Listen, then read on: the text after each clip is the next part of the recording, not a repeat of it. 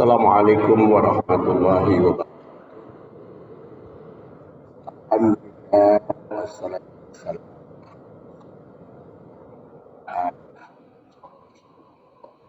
amma ba'du. Allah usikum bitaqwallah fa innal jannata uiddat liman ittaqah. Jamaah rahimakumullah, insyaallah pagi ini kita akan melanjutkan bahasan surat Al-Ahqaf ayat 15 dan 16 bagian yang kedua. Pada bulan yang lalu kita bahas bagian pertama, bunyinya a'udzubillahi minasyaitonir rajim wa wassaynal insana biwalidayhi ihsana hamalatu ummuhu kurha wa wada'at wa hamluhu wa fisaluhu salasuna syahra hatta idza balagha ashuddah wa balagha arba'ina sana qala rabbi auzi'ni an ashkura ni'mataka allati an'amta 'alayya wa 'ala walidayya wa an a'mala salihan tardah wa aslih li fi dzurriyyati inni tubtu ilaika wa inni muslimin.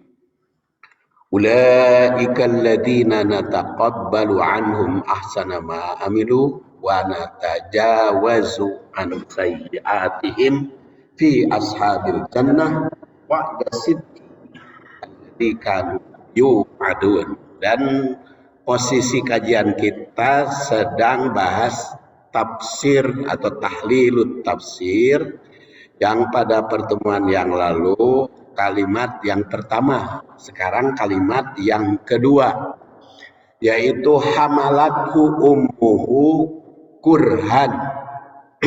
Hamalat mengandung, hu padanya, ummuhu ibunya, kurhan berat atau tidak menyenangkan, tidak mengenakan, tidak menenangkan, atau juga melelahkan. Jadi mengandung itu semakin lama semakin melelahkan, semakin memberatkan. Kalau waktu awal-awal mah nggak begitu berat, paling-paling sebel-sebel, muntah ada juga. Tapi ada juga yang tidak apa-apa. Jadi begitu hamil dia tekanyawan. Seperti istri saya hamil 4 kali, dia tekanyawan. Tiba-tiba diperiksa geus 2 bulan. Dia mah tidak merasakan apa-apa. Jadi kadang-kadang ibu ada yang begitu. Tapi yang jelas kalau sudah lama, kelamaan itu semakin melelahkan. Katanya dan kata saya mah tidak merasakan tanggung jawabnya itu.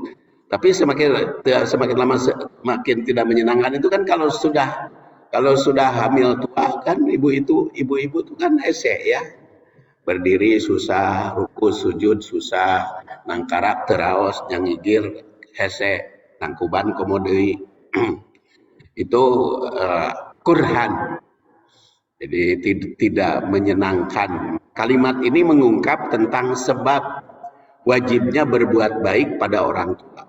Jadi Allah Subhanahu wa taala menunjukkan kenapa harus berbuat ihsan kepada orang tua. Tapi kan di sini mah mayoritas orang tua ya, tapi kan orang tua juga punya orang tua. Jadi kita sebagai orang tua tapi masih punya orang tua. Jadi di samping kita dalam rangka mendidik anak generasi muda supaya berbuat ihsan kepada orang tua, dan kita pun masih jadi orang tua. Dan kadang-kadang kalau orang tua mah kepada yang sudah tua juga seperti kepada anak aja. Jadi kalau apalagi ibunya gitu ya, kalau ibunya kepada anak sudah dewasa, anak saya sudah 40 tahun, keempat-empatnya jika kamu udah kletik gitu perlakuan teh. Jadi karena ya merasa itu adalah anak. Kalau anak kita di tempat kerjanya masing-masing sudah jadi bos, sudah jadi pembesar, begitu pulang jadi anak. Ini mewajibkan kenapa harus ihsan. Hendaklah setiap anak itu mengingat jasa ibu. Makanya di sini ditonjolkan jasa ibu, tidak disebut secara langsung jasa bapak, tidak secara tersurat, justru jasa ibu yang sudah payah. Nah, kalau ibunya diterangkan susah payah, tentu saja bapak juga terbawa. Ketika kurhan di sini susah payah, karena ketika ibu mengandung, semakin lama semakin berbuat semakin terjadi susah payah, maka bapaknya yang melindungi, menyayangi, mengayomi, tanggung jawab anak terhadap orang tua itu bukan hanya kepada ibu, tapi juga kepada bapak, karena otomatis tidak disebut secara langsung juga jasanya kelihatan. Ketika disebut ibu, maka otomatis ingat bapak yang cukup berjasa. Kalimat ini mengandung pesan bahwa ihsan itu pada orang tua, bukan hanya pada ibunya saja. Makanya di sini dikatakan biwalidayhi. Jadi kalau ditonjolkan jasa ibu, karena itu akan menyentuh perasaan anak. Jadi kalau walaupun kelelahan bapaknya tidak disebut, tapi kalau sudah ibunya disebut oleh Allah, maka anak itu ingat. Dan itu tidak akan melupakan dan tidak bisa dibalas.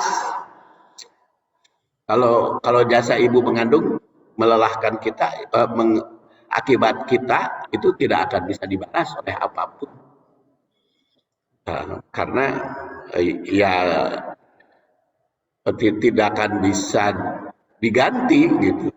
Makanya disebut secara langsung. Jadi ihsan pada orang tua di sini sadar betul pertama bahwa orang yang paling berjasa dalam hidup adalah orang tua yang ibunya mengandung dalam keadaan susah payah, yang tentu saja ayahnya melindungi. Makanya syukur itu anishkurli wali walidaik dalam surat Luqman 14. Bersyukurlah kepadaku dan bersyukurlah kepada orang tua dan orang tuamu. Anishkurli, bersyukurlah kepadaku, tapi firman Allah, wali walidaik, dan kepada kedua orang tuamu.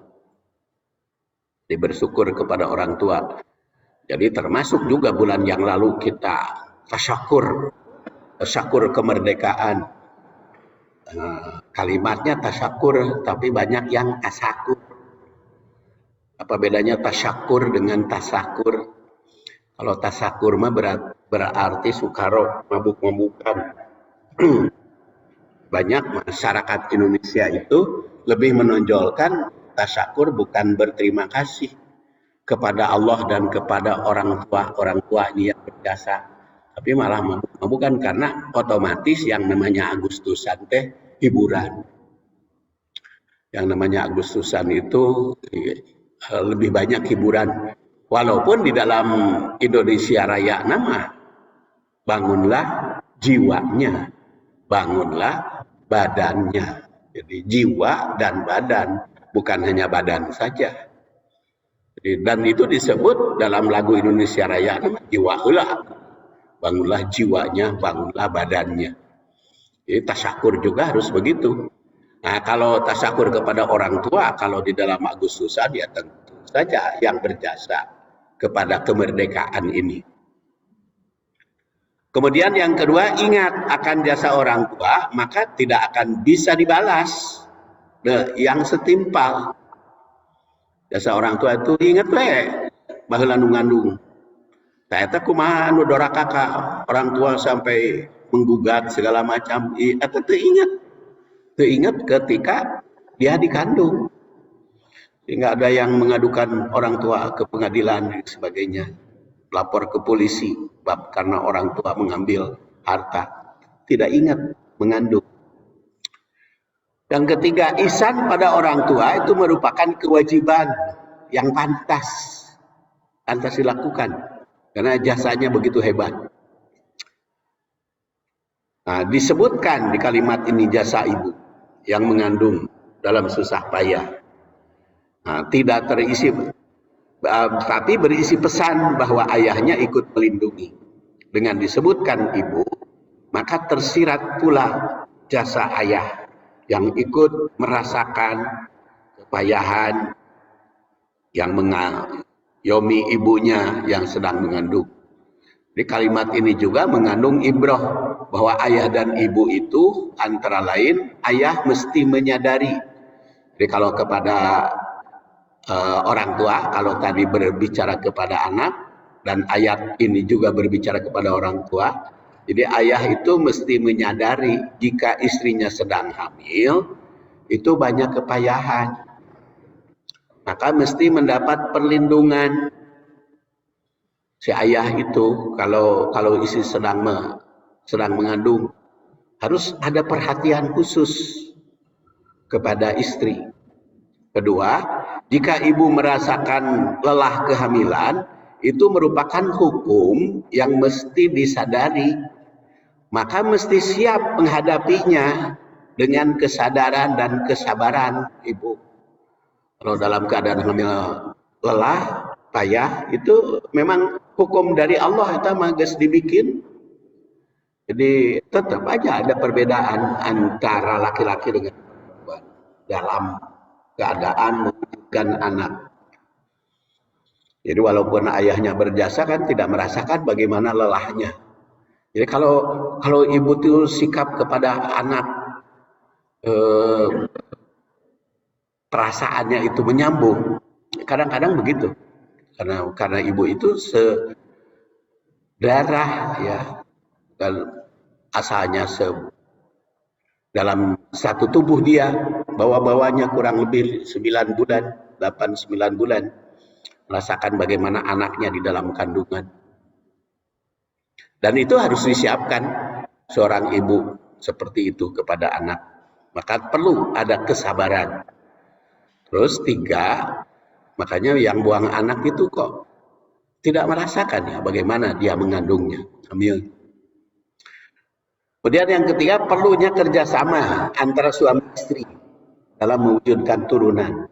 Kalau ibu disebut, ada kerjasama antara suami istri dalam mewujudkan turunan. 4, ketika sang istri mengandung, maka suaminya pun ikut diuji. Ketika istrinya mengandung kan suaminya juga diikuti uji kan, baik jasmani karena perhatian khusus, rohani kan bagaimanapun kalau di dalam kebutuhan biologis kan ada perbedaan ya, ada perbedaan. Kalau dalam keadaan mengandung itu harus ada kesabaran. Jadi bukan hanya ibu yang diuji, bapak juga itu diuji. Jadi jasmani, rohani maupun ekonomi karena meningkatkan kebutuhannya, harus ke dokter, diperiksa, kemudian harus dijaga ekonomi. Kemudian kelelahan dua pihak ketika bayi dalam kandungan itu sangat terasa oleh berdua suami istri. Jadi ini ayat ini sasarannya kepada anak apabila dibaca oleh anak, kepada orang tua apabila ayat ini dibaca oleh orang tua, atau kepada siapapun yang membacanya, kepada laki-laki, kepada ibu-ibu, wanita, remaja, harus dipersiapkan. Kalimat berikutnya, wa wado'athu kurhan, wa wado'at melahirkan. Nah ini lebih berat ya. Melahirkan itu merupakan pengorbanan. Kalimat ini mengingatkan kepada anak bagaimana rasanya seorang ibu melahirkan. Mengingatkan pula kepada setiap ibu agar siap menghadapi susah payahnya melahirkan.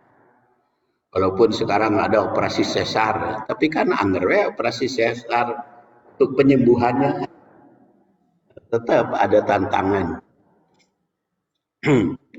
Dengan demikian kalimat ini terkait dengan kewajiban anak agar ihsan atas jasa seorang ibu. Dan menurut para ahli, sakitnya melahirkan itu muncul dari kontraksi otot rahim. Di otot rahim. Selain itu, bayi yang sedang berusaha keluar juga menimbulkan rasa sakit pada ibu. Akibat faktor antara lain tekanan janin pada mulut rahim, otot lubang vagina. Kemudian tekanan pada kandung kemih dan usus. Kemudian pergangan sendi dan tulang panggul untuk membuka jalan lahir itu. Jadi, adanya pergeseran pada tulang panggul itu menyebabkan sakitnya melahirkan, seperti patah tulang. Tubuh memerlukan banyak usaha dan pergerakan yang tidak biasa. Kondisi-kondisi tersebutlah yang membuat melahirkan itu sakit sekali. Penelitian. Kenapa di sini diungkap? Supaya bapak-bapak juga tahu bahwa melahirkan itu sakit, bukan hanya kepada ibu. Makanya ibu itu istilahnya niswah. Niswah berasal daripada nisa, nasia itu lupa. Makanya penting ibu itu pelupa. Coba lamun ibu ingat wae karena melahirkan, kan repot. Tapi karena lupa, bagaimana rasanya melahirkan itu lupa biasanya, maka seneng aja gitu hamil itu melahirkan lagi walaupun sakit. Ya. Coba lamun keur gaul suami istri ingat melahirkan, kan repot itu. Jadi ibu kalau sedang gaul suami istri jangan ingat melahirkan, ingatnya ketika bulan madu aja. Ketika bulan madu, ketika bulan pertama masih geus kolot oge, inget waktu bulan pertama waktu bulan madu. Jadi itu karena kan emosi ingatan itu kan terkait dengan kenikmatan kan, ingatan sehari-hari itu terkait dengan kenikmatan. Jadi daripada membayangkan pihak lain, lebih baik membayangkan bagaimana nikmatnya. Makanya Al-Quran itu sering mengatakan wadkuru nikmat Allah. Ingat nikmat. Ingat nikmat. Jadi kondisi-kondisi tersebut yang membuat melahirkan sakit sekali. Nah, rasa sakit itu dirasakan seorang ibu setiap mirip kram ya, perut karena nyeri, dan termasuk juga waktu haid dan sebagainya. Jadi makanya dibikin lupa, makanya istilahnya nasia, niswah, lupa. Kalau laki-laki kelaminnya dakar. Dakar itu apa? Inget. Jadi kelamin laki-laki mah ngingetan wae.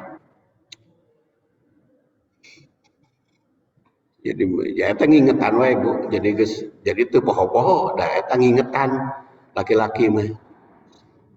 Jadi adanya pergeseran pada tulang panggul itu menyebabkan sakitnya melahirkan seperti patah tulang. Tubuh memerlukan banyak usaha pergerakan.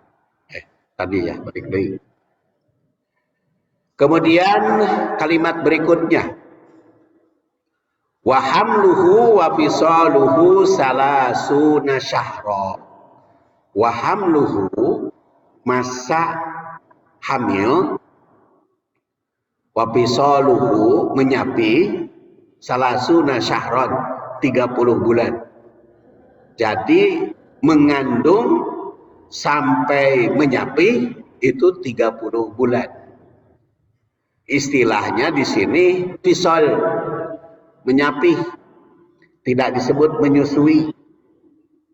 Karena menyusui bisa kurang kan, tergantung kondisi. Ada ibu yang walaupun anaknya sudah 2 tahun, air susunya masih subur. Ada juga baru 3 bulan gesaat.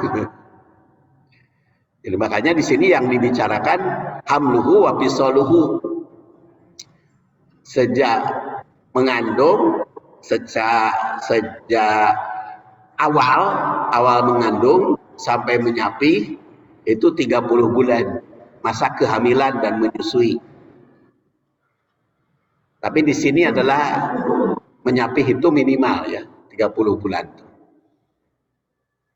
Ibnu Abbas yang wafat 68 Hijriah sebagaimana dikutip At-Tabari yang wafat 310 menandaskan berdasar ayat ini masa kehamilan itu minimal adalah 6 bulan. Karena masa persusuan kan maksimal 2 tahun. Jadi jumlahnya 30. Namun menurut yang lain terdapat perbedaan antara batasan persusuan dengan masa kehamilan. Kehamilan kaum ibu jaraknya berbeda-beda. Demikian pula masa persusuan. Kan hamil itu ada yang 8 bulan, 9 bulan, ada yang 7 bulan. Kata Ibnu Abbas 6 bulan. Allah berfirman wal walidat, dan kaum ibu yurdina auladahunna, menyusui anaknya haulaini kamilain, 2 tahun yang sempurna. Jadi menyusui itu 2 tahun. Liman aroda ayutimar rodoah, bagi yang ingin menyusuinya secara sempurna. Surat Al-Baqarah 233. Ayatnya sudah dibahas beberapa tahun yang lalu di Sa'adah ini. Surat Al-Baqarah 233. Jadi persusuan yang bagus teh 2 tahun. Bagaimana kalau teu aya susuna? Asihnya saat ibunya mengasuh anak seperti menyusui itu 2 tahun. Jadi nu dibikeun ka anak teh, ka bayi itu selama 2 tahun mah ibuna. Bagusnya begitu. Jadi walaupun susunya formula gitu. Walaupun susunya formula itu jangan diserahkan kepada pembantu, jangan diserahkan kepada siapapun ibunya. Makanya secara tersirat di sini seorang ibu itu selama 2 tahun setelah melahirkan atau 30 bulan tadi itu tidak boleh mempunyai tugas yang lain selain ngurus anak. Kalau berbicara seperti itu, jadi ibu-ibu yang bekerja bagus nama hamil deh, baru dia bekerja. Tuh, mau bisnis mau apa. Jadi kalau selama mengandung, sering mengandung mah menurut penelitian kedokteran kan mengandung yang sehat itu sampai 35. Jadi lamun geus 35 man teu ngandung deui mangga bade aktif di masyarakat begitu. Tapi kalau di bawah 35 mah ada anaknya kudu dibawa gitu. Jadi kalaupun dia harus bertugas seperti ASN sebagainya, ya maka di tempat bekerja harus ada tempat menyusui anaknya. Jadi jangan dipisah ketika bekerja selama anak itu belum berusia 2 tahun. Jadi selama anak itu belum berusia 2 tahun harus dibawa ke tempat pekerjaan. Idealnya seperti itu. Karena baru dipisah dari ibunya kalau sudah 2 tahun. Dan ini juga tersirat program. Jadi program punya anak. Jadi program punya anak teh maksimal minimal jaraknya 30 bulan antara anak yang satu dengan anak yang kedua. Jadi jangan terlalu kerap gitu. Kalau berdasar ayat ini mah boga anak teh tong satahun hiji. Ini program, ya, program Al-Quran. Jadi menjarangkan anak teh bukan program KB, tapi mengikuti isyarat Al-Quran. Jadi kalau belum jarak 30 bulan atau anaknya belum 2 tahun, tong waka hamil gitu, supaya konsentrasi. Geus 2 tahun baru hamil deui. Kumaha lamun satahun hiji nya syukur kejadian mah. Syukur, harus bersyukur dari kejadian mah. Cuman harus sehat, harus siap tadi lelahnya. Setahun sekali harus siap seperti tadi diprogramkan. Makanya Quran itu berbicara bagaimana beratnya ibu mengandung, melahirkan, menyusui selama 30 bulan. Itu memberi isyarat juga didikan. Jadi supaya ibunya itu tidak terlalu lelah terus menerus, maka jangan dulu hamil kalau anaknya belum 2 tahun. Dan ternyata orang tua baheula mah berhasil itu teh. Duka tingku mah carana. Saya aja, kan ibu saya itu dulu belum ada program KB, ibu saya itu jarak antara kakak saya dengan kakak kedua dengan saya itu 3 tahun. Padahal itu belum ada KB. Jadi Kang Yusuf itu 77, terus Kang Jalaluddin 74 sekarang, saya 71.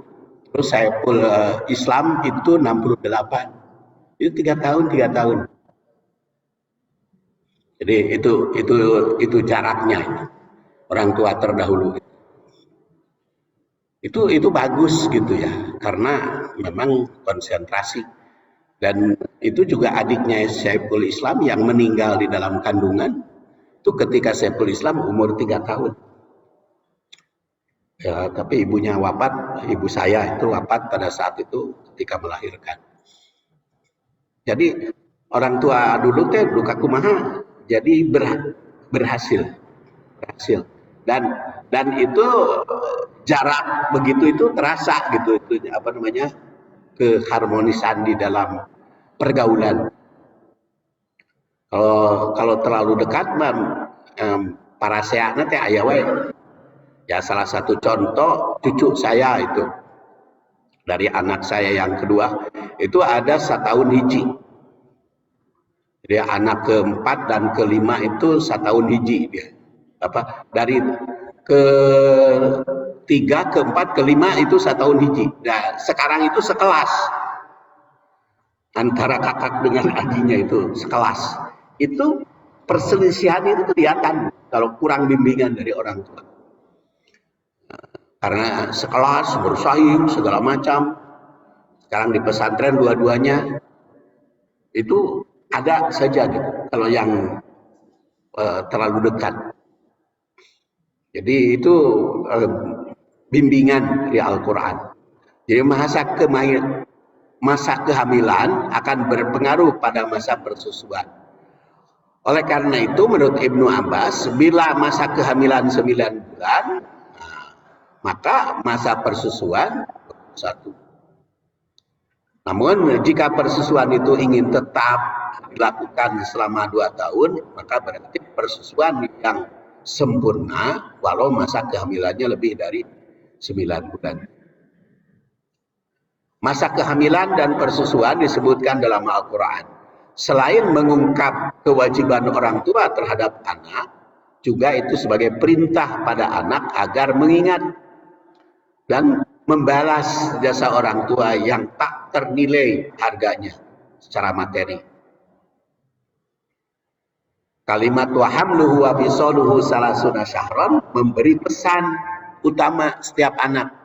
Mesti ingat pada jasa ibu. Mengandung, menyusui, menyapih, gak waktu minimal 30 bulan. Makanya bagus nama wanita teh Bu, menikah teh jangan lebih dari 25. Jangan lebih dari 25. Begitu pula bapak-bapak. Jadi kalau bisa mah ibu-ibu wanita mah 21 itu bagus. Bapak-bapak 25. Kenapa? Karena kaitan dengan itu. Kalau ibu-ibu nikahnya umur lewat 25 tahun, umpamanya 26, kan sampai 35 itu cuman 9 tahun. 9 kali 12 bulan 100 ya, dibagi 30 bulan, dibagi 30 cuman punya anak 3, cuman 3 punya anak kalau nikah 26. Tapi kalau 25 tahun kan sampai 35 berarti kan 10 bulan kali 12 120 dibagi 30 berarti punya anak 4. Kalau nikah 25 bisa punya anak 4. Jadi itu rumusan berdasar isyarat Al-Qur'an. Kalau 21 berarti kan 14 tuh. 14 tahun. Jadi 12. Jadi bisa punya anak 5. 6. Terus kenapa laki-laki saya anjurkan jangan lewat 25? Karena kaitan anak dewasa itu mapan itu 40 tahun berdasar ayat ini, tapi nanti dibahas tentang tanggung jawab 40 tahun. Jadi kalau 40 tahun, kalau lewat, kalau umur kita lewat 25 nikahnya, umpamanya nikah umur 30 tahun gitu, 30 tahun, berarti ketika anak umur 40, kita 70. 70 itu kan sudah masa pensiun. Jadi jadi orang tua geus pensiun, anak pun sekolah kene kan ribet.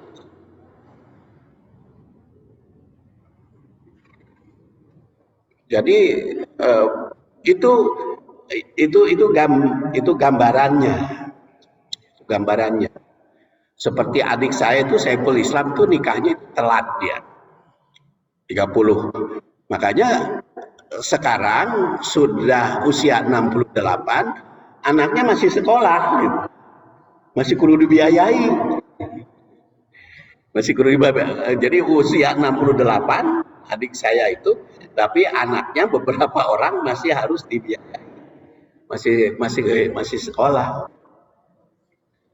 Tapi kalau kita nikah umur 25, punya anak 25, maka anak 40, kita 65. Jadi orang tua di pensiun, anak sudah mapan, sudah membiayai orang tua. Jadi program rumah tangga dalam Quran tuh hebat gitu.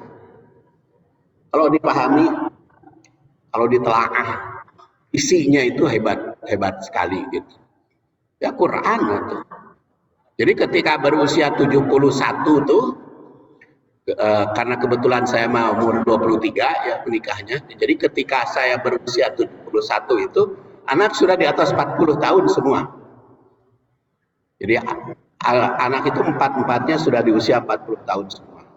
Kalau anak sudah berusia 40 tahun, dia sudah wajib membiayai orang tuanya. Jadi kalaupun saya dengan istri saya sekarang santai, tidak usaha, anak hidup anak, karena anak sudah mapan, sudah di itu. Hamluhu wa fisaluhu salasuna sahron, itu jaraknya, pendidikannya. Masa kehamilan dan persusuan itu disebutkan dalam Quran. Selain mengungkap kewajiban orang tua terhadap anak, juga sebagai perintah pada anak agar ingat membalas. Jadi kalau anak sudah berusia 40 tahun mah teu aya nu ditanggung oleh orang tua. Kalau anak sudah berusia 40 tahun. Jadi dan tidak ditanggung itu sejak usia nikah, tidak ditanggung itu. Jadi anak itu kalau sudah berusia nikah bukan tanggung jawab orang tua. Hatta ida balagun nikah nanti. Jadi itu sebelum lebih mendetail ke sana ya. Jadi kalimat wa hamluhu wa fisaluhu salasuna syahran itu memberikan pesan utama setiap anak. Mesti ingat jasa ibu mengandung, menyusui, menyapih hingga waktu minimal 30 bulan. Wasiat tersebut juga mengandung beberapa pesan. Antara lain, ibu dan ayah mesti siap menghadapi tantangan selama 30 bulan. Menghadapi tantangan. Karena berkaitan dengan anak. Kedua, selama 30 bulan, maka sang ibu terganggu konsentrasi. Jadi, oleh karena itu kesibukan ibu, kalau masih punya anak belum berusia 2 tahun, harus terganggu oleh anaknya. Harus siap terganggu. Jangan sampai konsentrasi terhadap anak kaganggu oleh tugas yang lain. 3. Jarak antara anak yang satu dengan anak yang lain sebisa mungkin minimal selama 30 bulan. Jaraknya. Ya kalau bagus nama 3 tahun dia tadi, karena menyusui 2 tahun, hamil 9 bulan, 3 bulan maduna dengan suami istri. Jadi ada istirahatnya, istirahat kosong. Jadi jarak 3 tahun itu bagus. Keempat, jangan terlalu dekat antara kehamilan. Masa persusuan dipengaruhi oleh kondisi ibu dan anak. Masa persusuan kan dipengaruhi. Jadi kalau ibu sedang menyusui kakaknya ini, terus punya adik, kan itu terganggu. Kalau harus menyusui 2, karena yang satu belum 2 tahun, yang ini sudah lahir, kan itu terganggu. Walaupun di kalangan para ahli banyak perdebatan ya.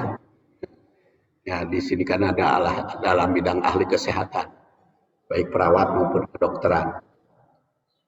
Kalau ibu yang sedang hamil menyusui itu kan perdebatkan di kalangan para ahli. Ada yang mengatakan kurang sehat, ada yang macam-macam. Tapi kan sudah jelas konsentrasinya terganggu. Saya tanya juga kepada anak saya, mau baik yang perawat maupun yang dokter, itu bagaimana kalau sedang hamil menyusui? Ya katanya di kalangan para ahli kan perdebatan, ada yang mengatakan kurang sehat. Tapi yang jelas karena hak anak yang kedua gitu disusu oleh anak yang pertama dan kedua, jadi kondisinya pasti terganggu. Dalam keadaan hamil sebaiknya tidak menyusui. Makanya dalam keadaan hamil tidak menyusui. Kemudian 7, selama masa persusuan yang sempurna 2 tahun, itu diusahakan tidak segera hamil. Jasa orang tua yang mesti diingat bukan hanya menyusui, tapi juga mendewasakannya. Sampai dewasa harus diingat itu. Seperti ditandaskan pada ayat selanjutnya. Hatta idza balagha asyuddah. Sehingga anaknya menjadi dewasa. Perkataan hatta itu mengisyaratkan bahwa tanggung jawab terhadap keluarga, anak, orang tua, suami istri itu berkesinambungan.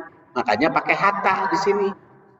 Sehingga jadi setelah Quran mengatakan wa wadu'athu, lahir pakai hatta, tidak pakai summa atau tidak pakai wa. Jadi kalau kan terjemahnya melahirkan dan menyusui dan mendewasakan. Kalau danma itu kan harus disebut satu persatu, tetapi kalau dengan hatta sehingga itu berkesinambungan dari melahirkan sampai mendewasakan.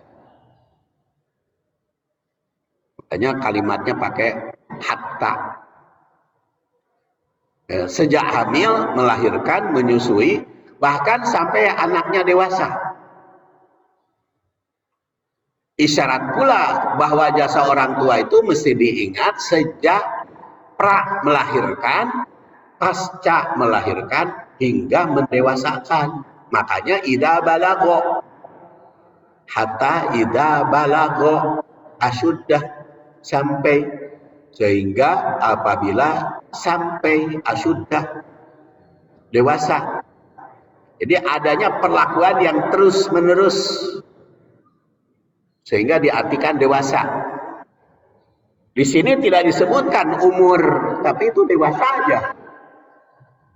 Karena kalau kedewasaan itu kan macam-macam. Ada dewasa umur, ada dewasa pikiran, ada dewasa apalagi dewasa umur, dewasa pikiran, dewasa fisik ya. Ada dewasa fisik. Oleh karena itu setiap anak bakal mencapai kedewasaan. Macam dewasa itu ada dewasa umur. Dewasa umur di Indonesia sekarang perempuan 19 ya. Masa nikah. Laki-laki 21. Ada pula dewasa kecerdasan. Kalau kecerdasan mah ada juga yang telat. Seperti anak saya yang ketiga, itu karena sudah nikah 15 tahun, tidak punya anak, mengambil bayi kakaknya. Jadi kakaknya punya anak, maka diambil bayi, diurus. Ternyata si bayi itu kedewasaannya jauh dari umur. Maksud jauh itu telat justru. Jadi ketika berusia 3 tahun itu seperti umur 1 tahun. Sehingga akhirnya karena orang tuanya perawat, jadi diterapi terus menerus.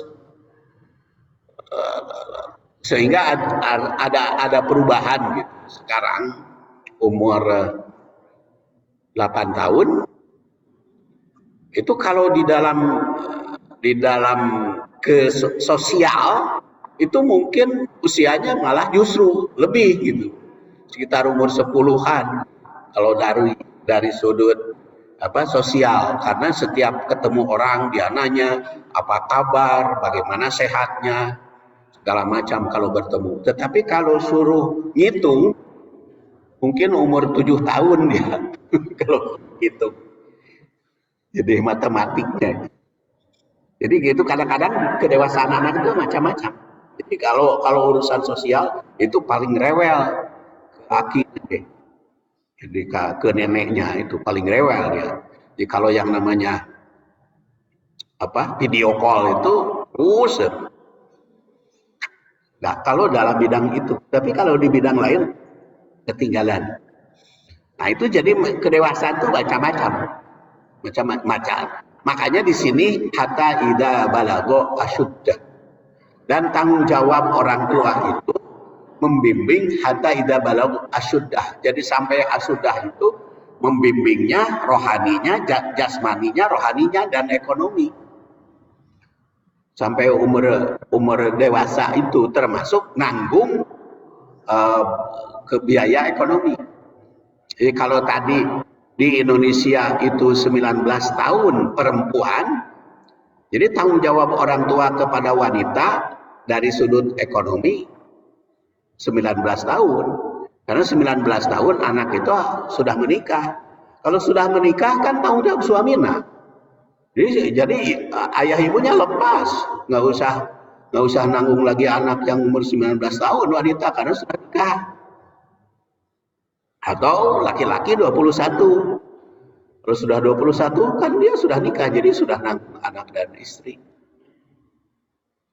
Jadi itu macam kedewasaan, tetapi itu dari sudut umur. Tapi kalau dari sudut ekonomi tentu saja sampai dia bisa ekonominya mandiri. Tanggung jawab orang tua kepada anak sejak melahir hingga dewasa terus menerus berkesinambungan yang terdapat di dalam tahapan demi tahapan.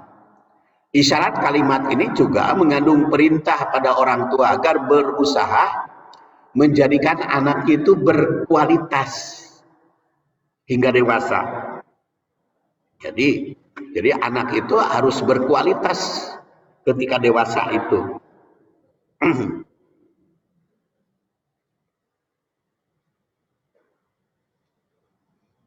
Kemudian Fahrul Raji yang wafat 1210 Hijri Masehi mengatakan bahwa terdapat beberapa pandangan tentang usia dewasa anak asyuddah di sini.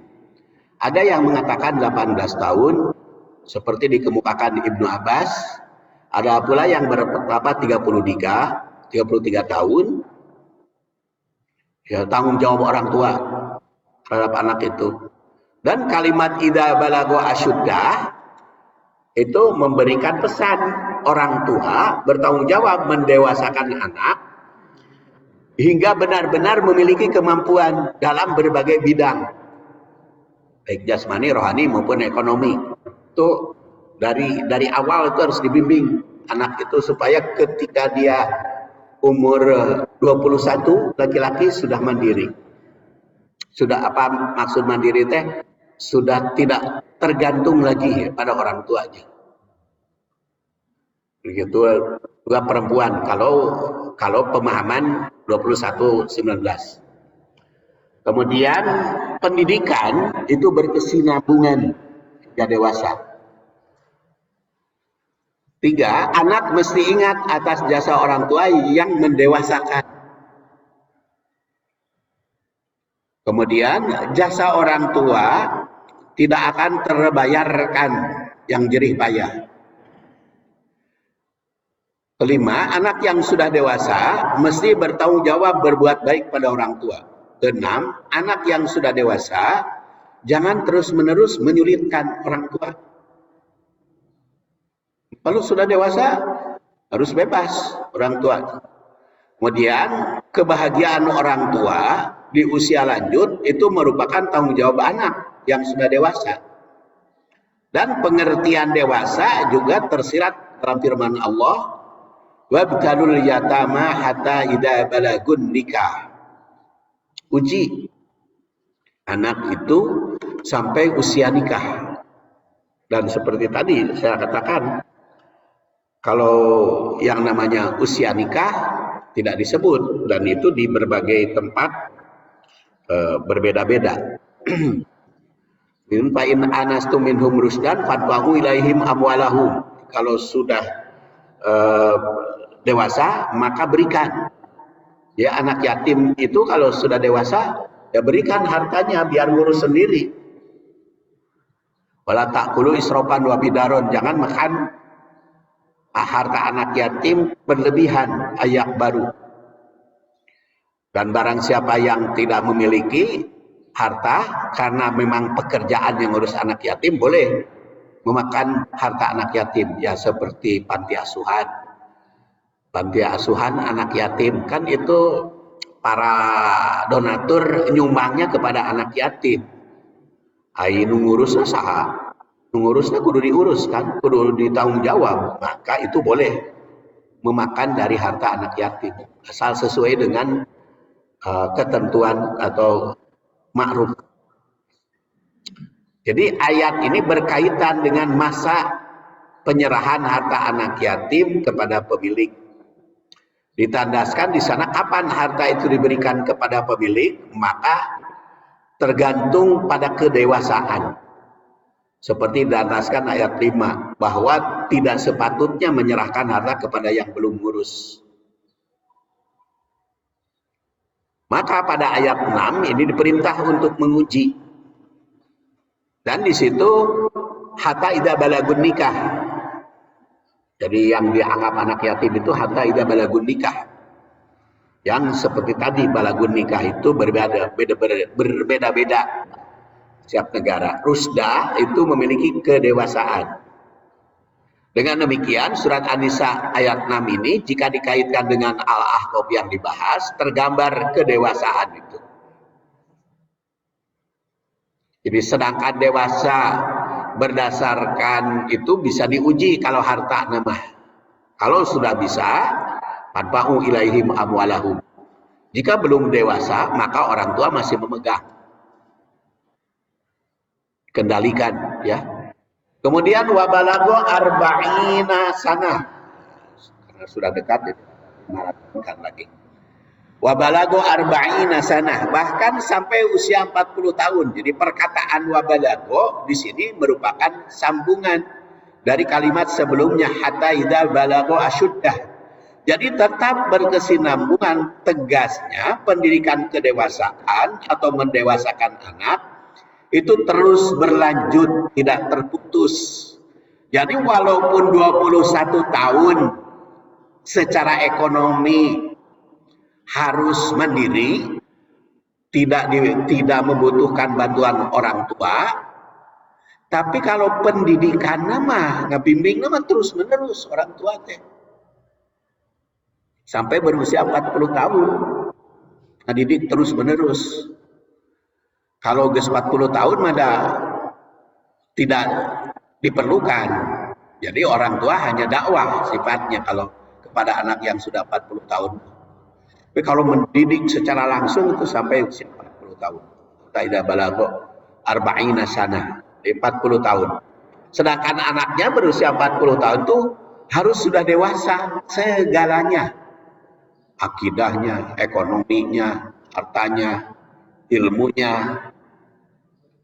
Kalimat ini juga memberikan pesan antara lain tanggung jawab yang bersifat lahir batin, materi dan imateri orang tua pada anak hingga berusia dewasa.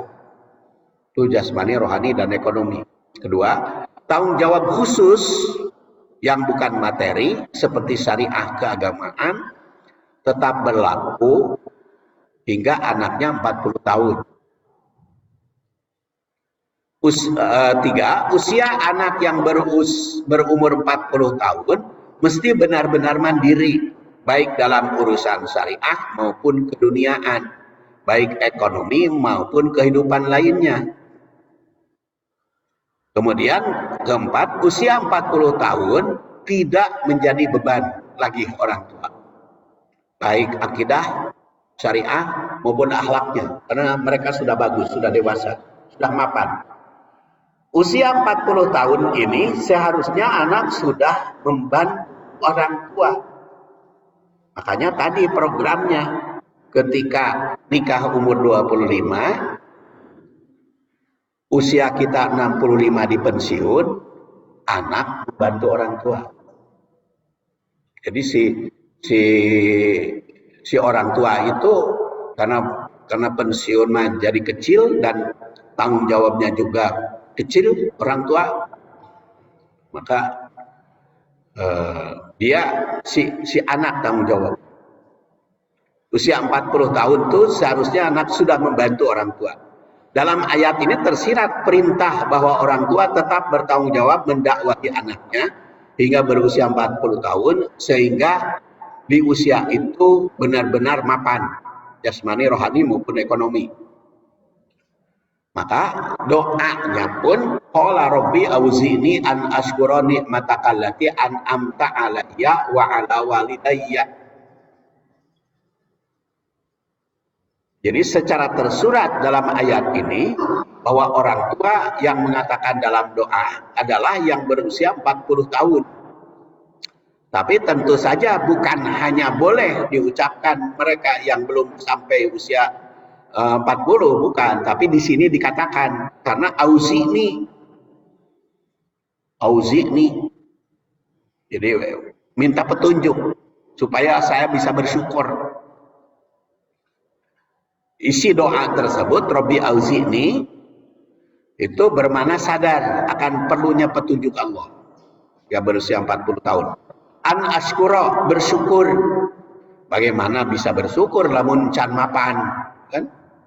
Jadi kalau an askura nikmati berarti syukur sudah mapan. Kemudian nikmatakallati an'amta alayya, nikmat yang engkau berikan padaku, berarti banyak nikmatnya. Nikmat jasmani, rohani maupun ekonomi, ilmu, kecerdasan dan sebagainya. Wa ala walidayya, dan kepada orang tua. Jadi menunjukkan syukur kepada orang tua.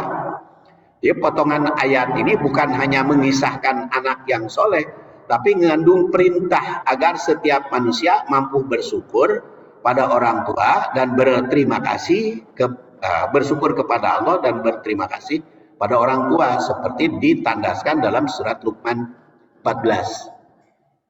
Wa wassaynal insana biwalidayhi hamalatu ummuhu wahnan ala wahnin wa fisaluhu fi amain anishkurli, syukur kepadaku, wali walidaik, dan kepada orang tuaku, orang tuamu, karena ilayal masir. Jadi jalur syukur berdasar ayat ini Allah dan kepada orang tua. Ketika berusia 40 tahun itu tanggung jawab pada orang tua. Makanya Abdullah bin Amr bin As yang wafat 65 Hijriah menyatakan anna rajulan atan Nabiya sallallahu alaihi wasallam, seseorang datang kepada Nabi, faqala ya Rasulullah inna li malan wa waladan. Ya Rasulullah, aku punya anak dan punya orang tua. Punya sisa harta cuman satu, dipenta ku anak, dipenta ku orang tua. Kudu ka mana? Ya harta satu-satuna, dipenta ku anak, dipenta ku ayah. Ka mana ke? Maka kata Allah, kata Rasul, anta wa maluka liwalidika. Kamu dan hartamu milik orang tuamu. Jadi jelas kesimpulannya, harta anak adalah harta orang tua. Harta anak adalah harta orang tua. Belum tentu harta orang tua itu. Berdasar ayat ini jelas. Makanya ketika Bapak di pensiun 65 tahun, anak sudah 40 tahun, semakin kaya anak, ya semakin benghar orang tuanya. Karena kalau anaknya sudah 40 tahun, semuanya sudah ditanggung oleh anak. Jadi makanya tidak akan ada kalau melaksanakan Quran mah orang tua terlantar. Karena ya ditanggung oleh anaknya. Bersambung can tamat. Jadi nanti makalah ini bagian ketiga. Kita tutup dengan doa subhanakallahumma wa bihamdik asyhadu an la ilaha illa anta astaghfiruka wa atubu ilaik. Assalamualaikum warahmatullahi wabarakatuh.